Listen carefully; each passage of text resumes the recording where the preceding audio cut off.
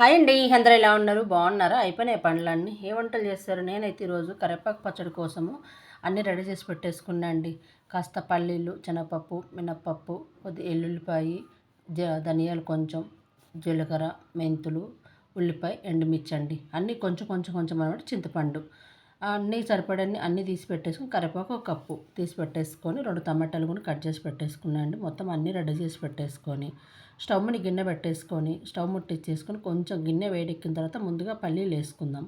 పల్లీలు కాస్త వేగినాక శనగపప్పు వేసుకుందాం అండి. శనగపప్పు కూడా కొంచెం వేసుకొని అవన్నీ కొద్ది కొద్దిగా వేగిన తర్వాత ఏదైతే త్వరగా వేగదో అవి ముందు వేసుకొని సిమ్లో పెట్టి వేయించుకుందాం.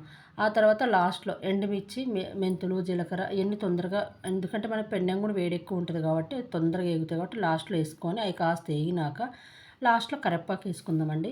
కరివేపాకు వేసేసుకొని కొద్దిగా వేయించుకుంటే సరిపోతుంది. ఎక్కువ వేగనక్కర్లేదు, తొందరగా వేగిపోతుంది కాబట్టి ఆల్రెడీ మనకు పెన్నె వేడిగా ఉంది కాబట్టి తొందరగా వేగిపోతుంది ఆకు కదా. అదన్నీ ప్లేట్లో చల్లారి పెట్టేసుకొని అదే బాండిల్లో ఉల్లిపాయలు, 2 టమాటాలు కట్ చేసి పెట్టాను కదా, టమాటాలు వేసేసుకుందామండి. కాస్త ఆయిల్ వేద్దాం. ఇప్పుడు ముందైతే నేను ఆయిల్ ఏమి వేయలేదండి కరివేపాకు ఎండుమిర్చికి. ఇప్పుడు ఆయిల్ వేద్దాం. అవి మగ్గుతూ ఉంటాయి కదా, ముందు మనం వేయించి పెట్టుకునేవన్నీ మిక్సీ పట్టేసుకుందాం. ఫస్ట్ పొడి పొడిగా పట్టేసుకుంటే మరీ మెత్తగా అక్కర్లేదండి, కొంచెం పొడి పొడిగా ఉంటే బాగుంటుందని పొడి పొడిగా పట్టేసుకొని కాస్త కల్లుప్పు కూడా వేసుకొని అది మిక్సీ పట్టేసుకొని వచ్చుకో. ఇదే చూడండి ఈ విధంగా. తర్వాత మళ్ళీ మనం టమాటాలు ఎన్ని వేసుకొని మెత్తగా అయిపోతుంది అనమాట. ఇప్పుడు టమాటాలు మగ్గాయి కదా, టమాటాలు సపరేటు, ఉల్లిపాయలు సపరేట్ తీసి పెట్టేసుకుందాం. ఉల్లిపాయలు ఏంటంటే లాస్ట్లో వేసి పచ్చడంతా రెడీ అయినాక ఒక రౌండ్ తిప్పితే ముక్కలు ముక్కలుగా బాగుంటుందండి. ఉల్లిపాయలు బాగా ఇష్టపడే వాళ్ళు అలా తీసుకోండి, అక్కర్లేదనుకుంటే మెత్తగా తిప్పుకోవచ్చు. మేమైతే ముక్కలుగా ఉంటే బాగుంటుందని అలా వేస్తాను.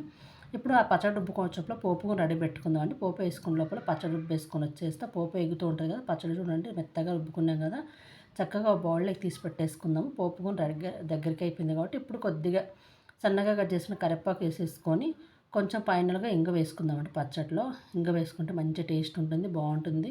మీ దగ్గర కొత్తిమీర ఉంటే కొత్తిమీర కూడా వేసుకొని, నా దగ్గర కొత్తిమీర లేదు.